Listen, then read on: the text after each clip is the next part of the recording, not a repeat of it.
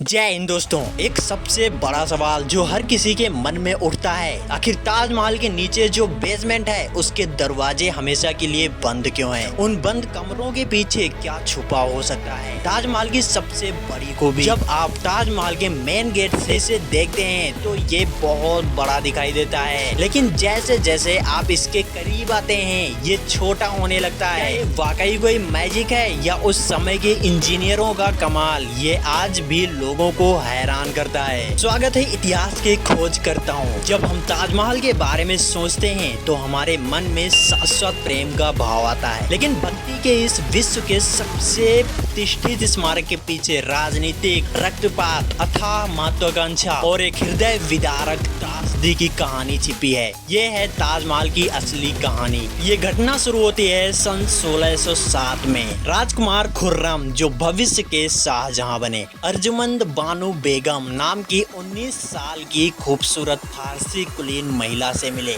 पहली नजर में ही इनका प्रेम हो गया। हालांकि खुर्रम की पहले से ही एक पत्नी थी, फिर भी वे उन पर मोहित हो गए। 1612 में उनका विवाह हुआ। उन्होंने उन्हें मुमताज महल की उपाधि प्रदान की, जिसका मतलब होता था महल की चुनी हुई। लेकिन सिंहासन तक पहुंचने का रास्ता प्रेम पर नहीं, रक्त पर बना था। पांचवें मुगल सम्राट के रूप में अपनी स्थिति सुरक्षित करने के लिए शाहजहां ने अपने ही भाइयों और प्रतिद्वंदियों का निर्दयता पूर्वक वध कर दिया था। वो एक निर्दयी योद्धा और महत्वाकांक्षी साम्राज्य निर्माता थे, फिर भी अपने निजी जीवन में मुमताज महल उनकी सबसे करीबी विश्वास पात्र थीं। वो उनकी आत्मीय साथी थी जिन्होंने उनके साथ पूरे साम्राज्य की यात्रा की और उन्हें 14 संतानें दी।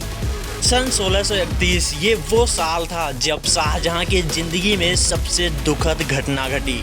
असल में इस समय मुमताज महल की उम्र 38 साल थी। एक सैन्य अभियान पर शाहजहां के साथ रहते हुए मुमताज ने अपने बच्चे को जन्म देते समय दम तोड़ दिया। इस घटना के शोक से व्याकुल होकर सम्राट ने एक वर्ष के लिए स्वयं को एकांतवास में रखा, और जब वो एकांतवास से वापस आते हैं तो उनके बाल पूरी तरह सफेद हो गए थे। ऐसा कहा जाता है कि अपनी मृत्यु से पहले मुमताज महल ने एक स्मारक बनाने की बात कही थी, जिसकी वजह से शाहजहां ने दुनिया का सबसे भव्य मकबरा बनाने का संकल्प लिया। 1632 में आगरा में यमुना नदी के दक्षिणी तट पर ताजमहल का निर्माण कार्य शुरू हुआ। इस्लामी जंगल के अलग अलग हिस्सों से कुशल वास्तुकारों को बुलाया गया। राजस्थान के मकराना से सफेद संगमरमर निकाला गया और हाथियों द्वारा लाया गया। 20,000 से ज्यादा मजदूर ने दिन रात मेहनत की। इस निर्माण में पूर्णतया सममित उद्यान, जल प्रपात और तुलुत लिबी में उत्कृष्ट सुलेख शामिल हैं। 1648 तक मुख्य मकबरा बनकर तैयार हो चुका था, लेकिन ताजमहल के आसपास एक गहरा मिथक जुड़ा हुआ था। क्या शाहजहां ने सचमुच कारीगरों के हाथ कटवा दिए थे ताकि कोई दूसरी इमारत इसकी बराबरी न कर सके? इतिहासकार काफी हद तक इसे गलत ही मानते हैं, लेकिन इससे कहीं ज्यादा दुखद विडंबना सामने आने वाली थी। 1658 में शाहजहां के सत्ता के भूखे बेटे